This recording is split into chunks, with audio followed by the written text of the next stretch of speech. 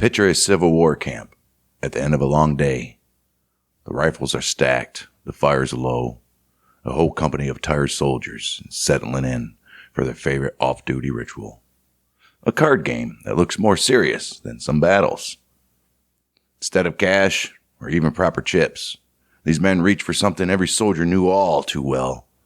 Hardtack. That square, rock-solid slab of flour and water might break a tooth, but it made perfect currency.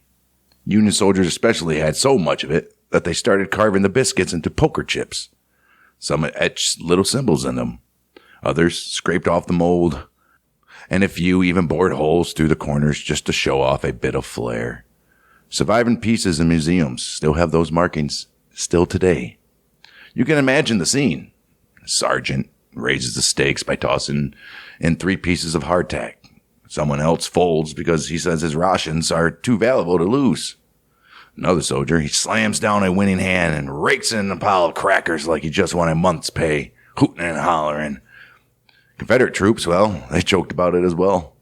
They said the North had such endless supplies that Yankees could gamble their rations like kings, while they were stuck scraping burnt cornmeal out of the bottom of a pan.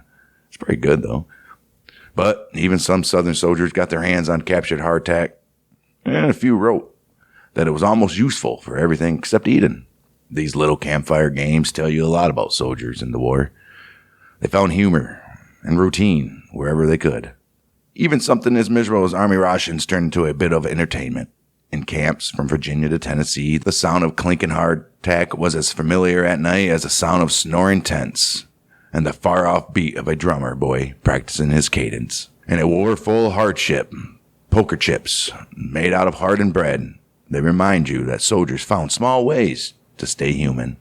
Just like the snowball fight we said earlier, a simple biscuit became a currency, a joke, and a memory they carried long after the firing stopped.